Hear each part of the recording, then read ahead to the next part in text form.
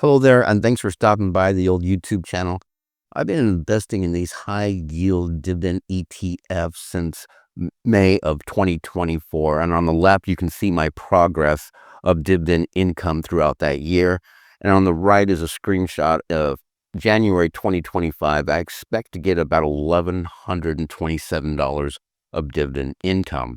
And this is how I'm going to get there. Right now in my portfolio, I have 5 positions. I have 2 Roundhill positions of the QDTE and the xdte. In January of this year, they're going to have 5 paydays, 5 Fridays. So I'm just guesstimating I want each the QDTE and the XD to pay $1.10 for the month. For MSTY, I'm being a little bit conservative, but maybe right there at $2.25.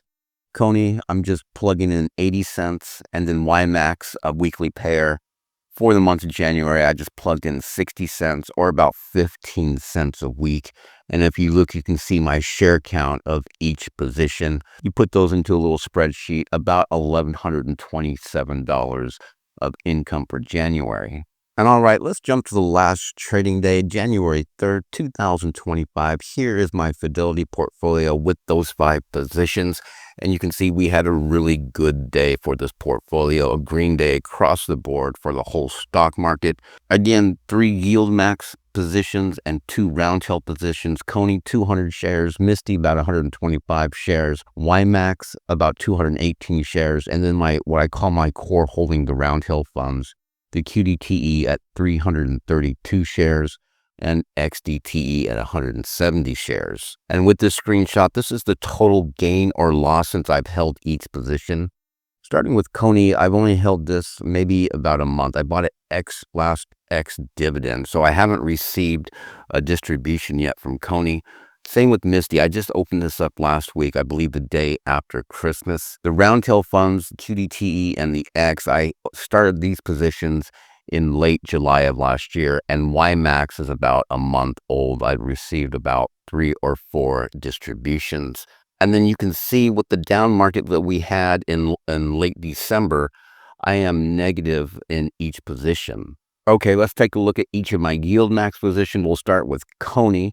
You can see I have the 200 shares here with an average cost of $15.07. Right now, my total gain and loss, I'm down $231 or about 7.6%. And you can see I had a really good day yesterday, up 48 cents, finishing at $13.91. But my Coney position has a lot of work to do just to get whole again. So I'm just going to hold and, hope for the best, so to speak. My second yield max position is MSTY. Again, I opened this up about the day after Christmas and have been slowly just adding to it over the past, week or week and a half. And I have about 125 shares now, an average cost of $29.76. Now, the last 2 trading days, I think it was up 80 cents on Thursday. And again, had a nice day at $2.36 up.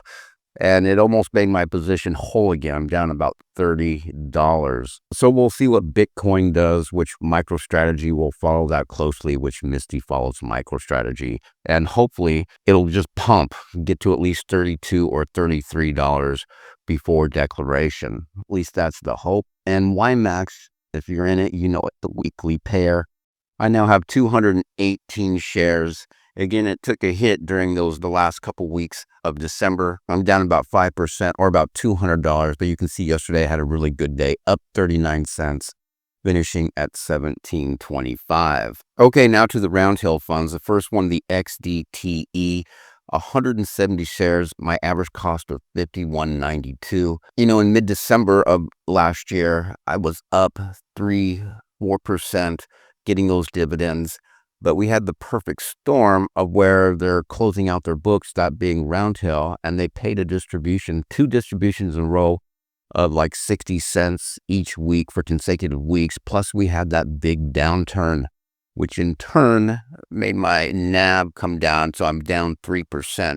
But you can see it's starting just to come back nicely. At least we had that big day. I expect this to tick up again, up 54 cents.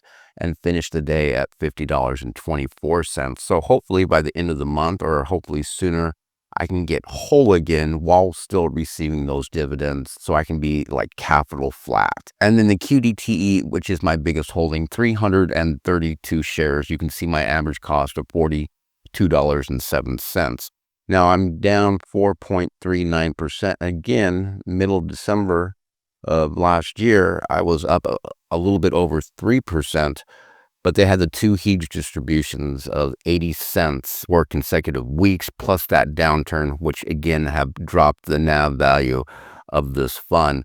Again, had a great day yesterday, up 55 cents to finish at $40.22. And taking a little bit closer look at these Roundhill funds, I've been tracking this QDTE. You can see here on the left, I'm on week 19, that's where I started tracking it. I'm up to 332 shares. And on week 18, or just payday, that was yesterday, the dividend of 29 cents. I did have the 330 shares. It gave me a payment of $98.52. And when I did, I just threw that back in on xday Thursday, and it brought me to 332 shares. And here's the xdte for January 3rd. I did have 169 shares when it paid that 33 cents dividend, or it gave me $57 of dividend income. Again, on xday Thursday, I just threw that 57 back into xdte. Now I have almost 171 shares. And if we look on the far right over here, for the week of January 3rd, if you add up the distributions from the Q and the X, I made $155 in dividend income. And now jumping to this screenshot with my Roundhill funds, the QDTE and the xdte, I started tracking the average of these distributions, what it meant for my portfolio. And you can see I started, if you look at the bottom, in October of last year, October 25th. I started tracking when I started having some, decent share amount in each position. And you can see for the QDTE, my average is 34 cents. The xdte is just about 30 cents. Now, these averages are skewed because if you look at these last two distributions for the X and the Q in December, they had those huge distributions, it just skewed these averages. So I'm going to need probably all of 2025 to get a better average of what these are paying. But for right now, this is reality. Almost 35 cents from the Q and just about 30 cents from the X. And here we have a screenshot of the end of day, January 3rd. You can see the account was up to $751.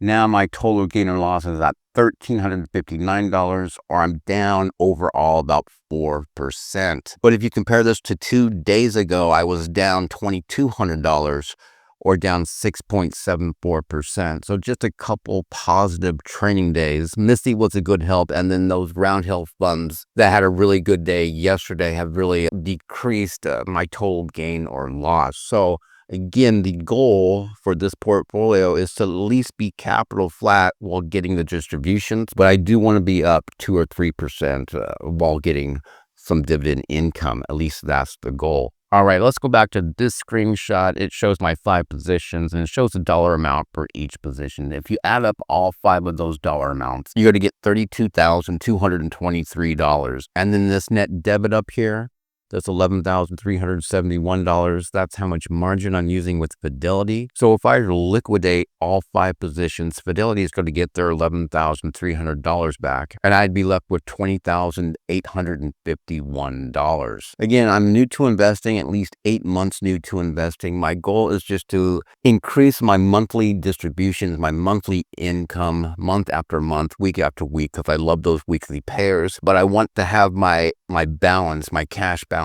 to be at least flat, or at least just a tiny bit of appreciation, 1 or 2%.